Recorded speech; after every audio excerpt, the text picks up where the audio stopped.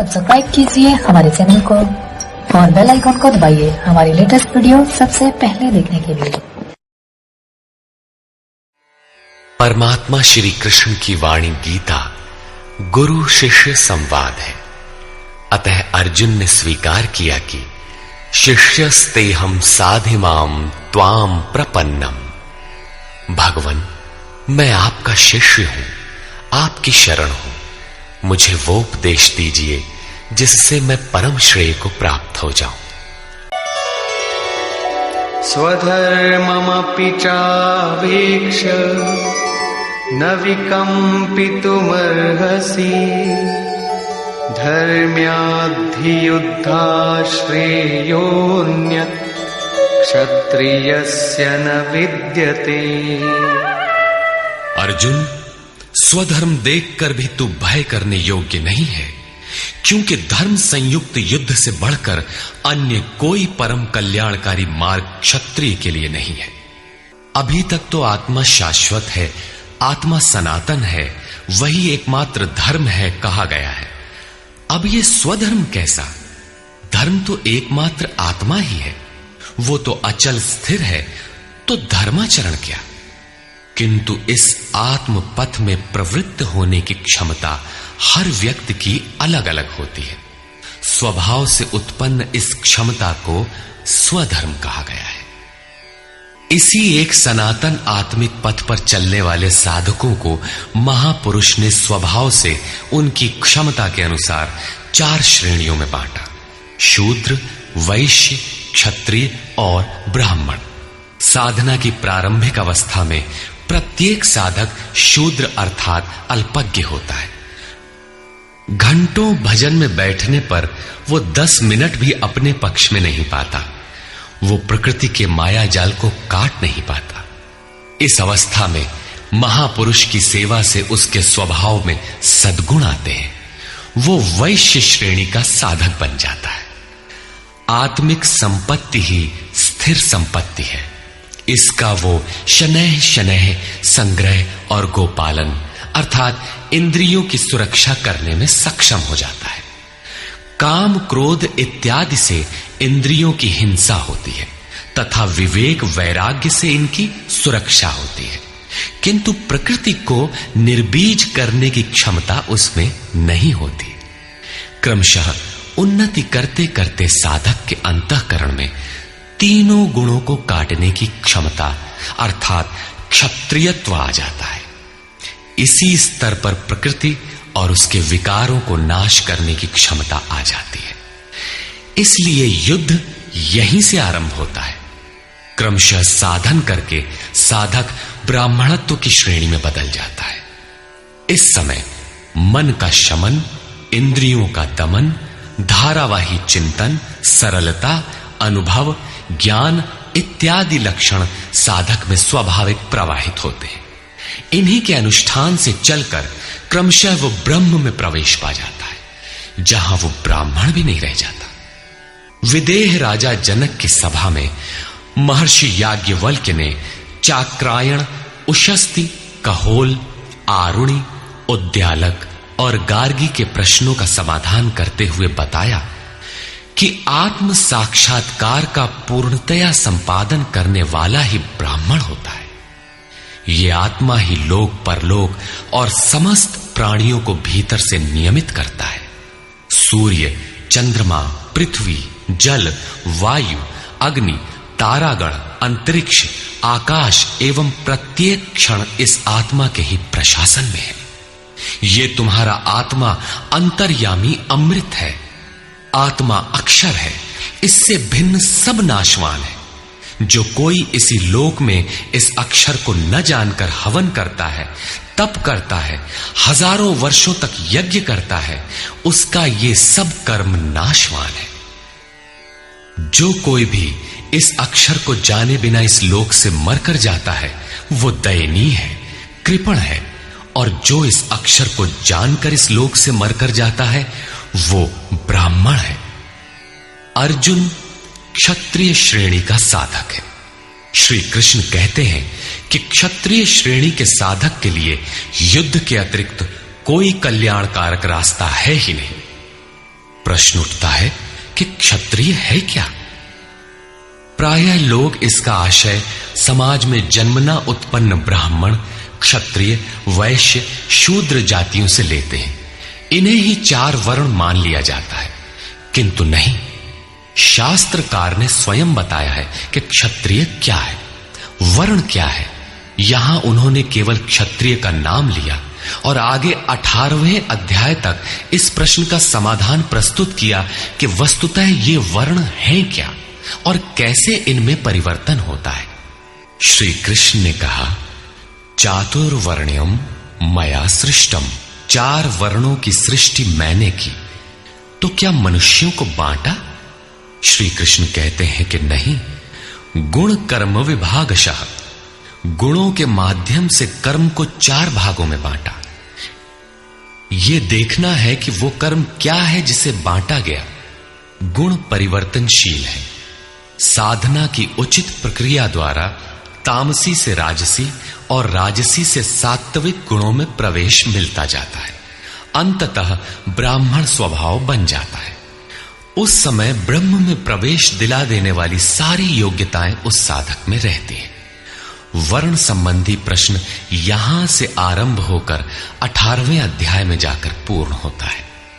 श्री कृष्ण की मान्यता है, श्रेयान् स्वधर्मो विगुणः परधर्मात् स्वनुष्ठितात्। स्वभाव से उत्पन्न इस धर्म में प्रवृत्त होने की क्षमता जिस स्तर की हो, भले ही वो गुण रहित शूद्र श्रेणी की हो, तब भी परम कल्याण करती है, क्योंकि आप क्रमशः वहीं से उत्थान करते हैं। उससे ऊपर वालों की नकल करके साधक नष्ट हो जाता है। अर्जुन क्षत्रिय श्रेणी का साधक था, इसलिए श्री कृष्ण कहते हैं कि अर्जुन, अपने स्वभाव से उत्पन्न योग्यता को देखकर, इस युद्ध में प्रवृत्त होने की अपनी क्षमता को देखकर भी तू भय करने योग्य नहीं है। इससे बढ़कर दूसरा कोई कल्याणकारी कार्य क्षत्रिय के लिए नहीं। इसी पर प्रकाश डालते हुए पुनः योगेश्वर कहते हैं, यदृच्छया चोपपन्नम् स्वर्गद्वारमपावृतम् सुखिनः क्षत्रियाः पार्थ लभन्ते युद्धमीदृशम्। पार्थिव शरीर को ही रथ बनाकर अचूक लक्ष्यवेदी अर्जुन स्वतः प्राप्त स्वर्ग के खुले हुए द्वार रूपी इस युद्ध को भाग्यवान क्षत्रिय ही प्राप्त करते हैं। क्षत्रिय श्रेणी के साधक में तीनों गुणों को काट देने की क्षमता रहती है। उसके लिए स्वर्ग का द्वार खुला है, क्योंकि उसमें दैवी संपद पूर्णता अर्जित रहती है। स्वर्ग में विचरने की उसमें क्षमता रहती है। यही खुला हुआ स्वर्ग का द्वार है। क्षेत्र क्षेत्रज्ञ के इस युद्ध को भाग्यवान क्षत्रिय ही पाते हैं, क्योंकि उनमें ही संघर्ष की क्षमता है। दुनिया में लड़ाइयां होती हैं, विश्व सिमट कर लड़ता है, प्रत्येक जाति लड़ती है, किंतु शाश्वत विजय जीतने वाले को भी नहीं मिलती। ये तो बदले हैं। जो जिसको जितना दबाता है, कालांतर में उसे भी उतना ही दबना पड़ता है। ये कैसी विजय है जिसमें इंद्रियों को सुखाने वाला शोक बना ही रहता है, अंत में शरीर भी नष्ट हो जाता है। वास्तविक संघर्ष तो क्षेत्र और क्षेत्रज्ञ का है, जिसमें एक बार विजय हो जाने पर प्रकृति का सदा के लिए निरोध और परम पुरुष परमात्मा की प्राप्ति हो जाती है। यह ऐसी विजय है जिसके पीछे हार नहीं है।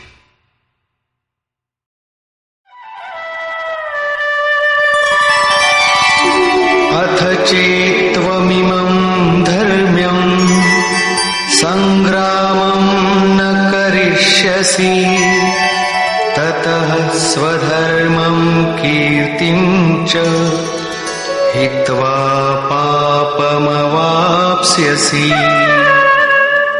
और यदि तू इस धर्मयुक्त संग्राम अर्थात शाश्वत सनातन परम धर्म परमात्मा में प्रवेश दिलाने वाला धर्म युद्ध नहीं करेगा, तो स्वधर्म अर्थात स्वभाव से उत्पन्न संघर्ष करने की क्षमता, क्रिया में प्रवृत्त होने की क्षमता को खोकर पाप अर्थात आवागमन और अपकीर्ति को प्राप्त होगा। अपकीर्ति पर प्रकाश डालते हैं। अकीर्तिं चापि भूतानि कथयिष्यन्ति ते व्ययाम् संभावितस्य चाकीर्ति मरणादतिरिच्यते। सब लोग बहुत काल तक तेरी अपकीर्ति का कथन करेंगे। आज भी पदच्युत होने वाले महात्माओं में विश्वामित्र, पाराशर, निमि, श्रृंगी इत्यादि की गणना होती है। बहुत से साधक अपने धर्म पर विचार करते हैं, सोचते हैं कि लोग हमें क्या कहेंगे। ऐसा भाव भी साधना में सहायक होता है। इससे साधना में लगे रहने की प्रेरणा मिलती है। कुछ दूरी तक यह भाव भी साथ देता है। माननीय पुरुषों के लिए अपकीर्ति मरण से भी बढ़कर होती है। भयाद्रणादुपरतम् मौस्यन्ते त्वां महारथाः येषां च त्वं बहुमतो भूत्वा यास्यसि लाघवम्। जिन महारथियों की निगाह में तू बहुत माननीय होकर अब तुच्छता को प्राप्त होगा, वे महारथी लोग तुझे भय के कारण युद्ध से उपराम हुआ मानेंगे। महारथी कौन?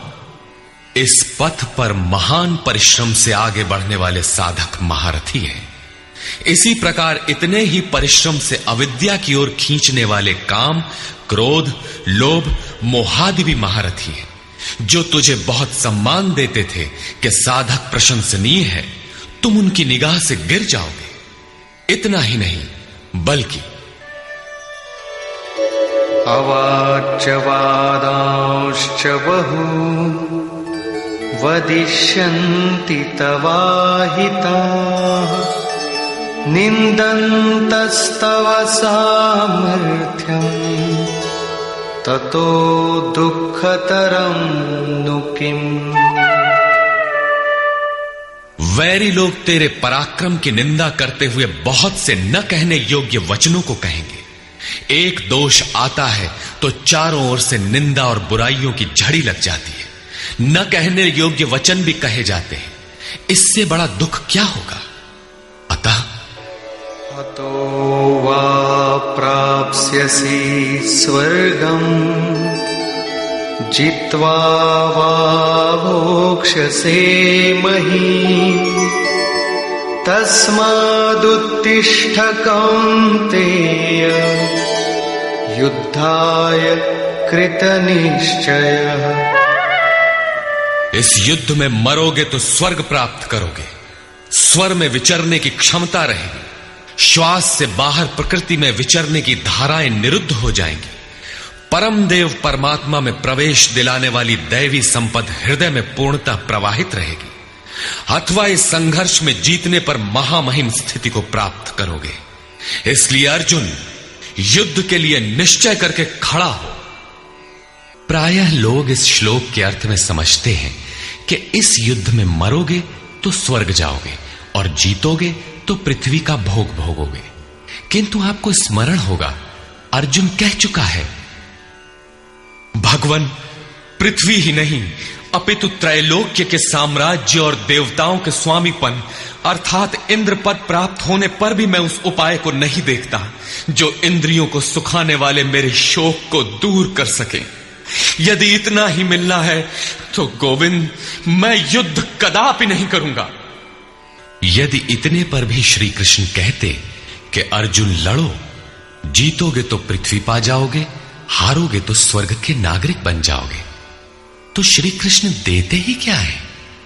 अर्जुन इससे आगे का सत्य, श्रेय, परम कल्याण की कामना वाला शिष्य था, जिसे सद्गुरुदेव श्री कृष्ण ने बताया कि क्षेत्र क्षेत्रज्ञ के इस संघर्ष में यदि शरीर का समय पूरा हो जाता है और लक्ष्य तक नहीं पहुंच सके तो स्वर्ग प्राप्त करोगे।